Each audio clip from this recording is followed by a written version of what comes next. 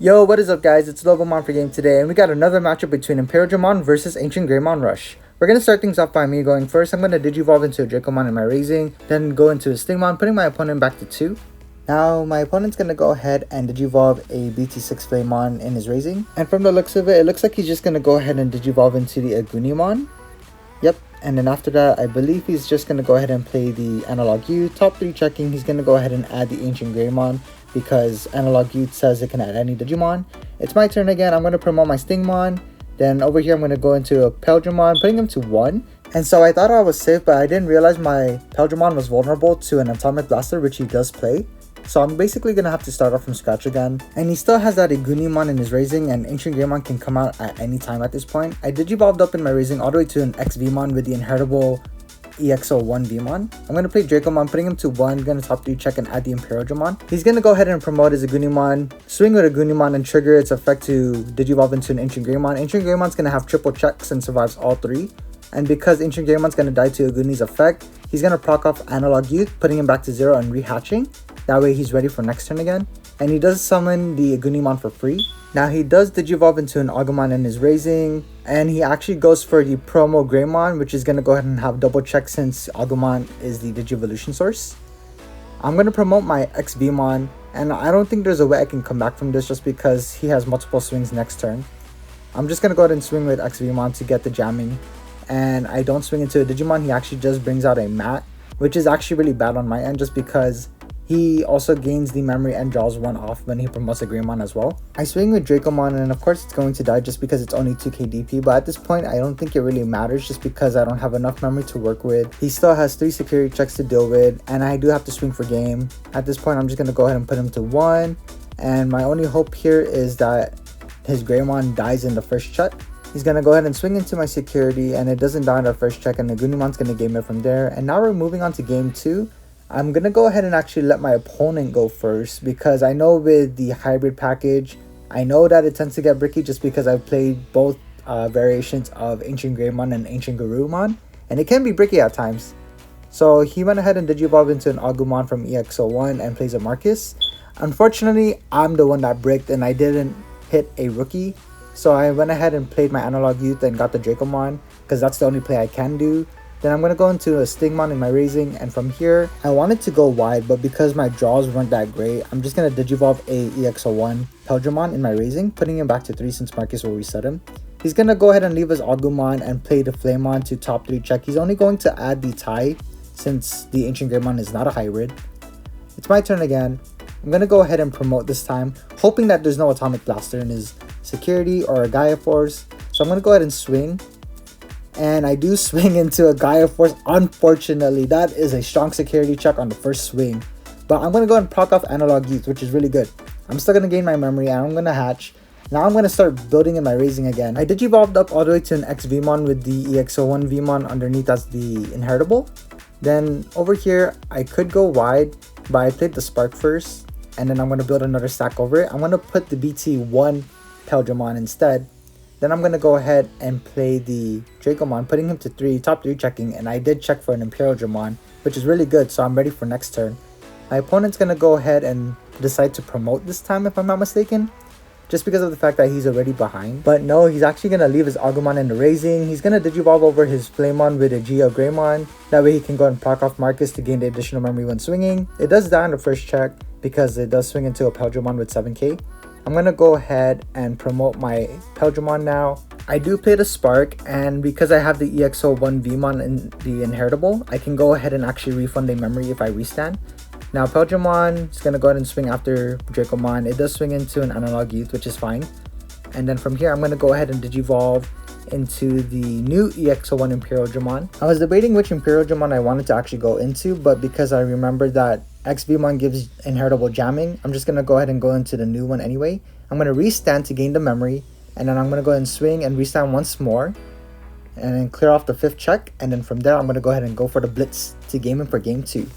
Now we're moving on to game 3, and my opponent's going to go ahead and decide to go first again.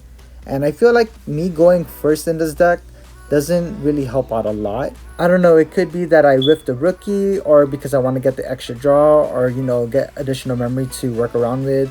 But he's going to go ahead and actually whiff a rookie for his first turn. And unfortunately, I opened with 2 Madoki Betamons. And then I'm just going to go ahead and play both. One on the raising, one on the board, putting him to 1 again. Now he does Digivolve into a Flamemon in his raising. And it can go 2 ways from here. He can go into Nagunimon and put me to 1.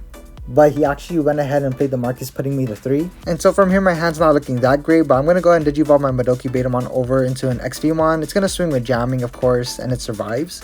And then from here, I think I wanted to go ahead and just play the Dracomon, because I do want to leave one Madoki Betamon on the board just in case if he does have a red memory boost. So yeah, I'm going to go ahead and top 3 check. I'm going to go ahead and add the Imperialdramon since that's the only target in hand. And so my opponent's going to go ahead and promote his Flamemon, then Digivolves over it into a Greymon. Unfortunately, I guess his hand's not that great as well, but he's going to go ahead and swing into my XVmon, that way he can control tempo. From here, he's going to go ahead and play the tie, putting me to 2. I still don't have a memory tamer on the board. I mean, I have it in my hand, so I thought to myself I might as well play it. But I'm going to go ahead and Digivolve into a Stingmon first on my Dracomon. And at this point, I don't have a rookie yet. I still can't Digivolve on my raising. So I'm going to go ahead and just put him to 3 by playing the Imperialdramon. And again, I didn't realize I'm vulnerable from here, because he could play a Gaia Force or an Atomic Blaster. Really depends what he has in his hand. But he's going to go and swing with Greymon first into my security. And it will die to a 7k Imperialdramon. Then he does play the Gaia Force, putting me at a 5, but killing off my Imperialdramon. So I'm going to have to start from scratch again. I'm going to go ahead and play the Davis this time. And I'm going to add both the green Stingmon and the level 5 Imperialdramon. Then I'm going to play a Mechanoramon to stop him from rushing. He only has the Agumon on board. He's going to go ahead and promote, that way he can gain 1 memory and draw 1 due to Tai's effect.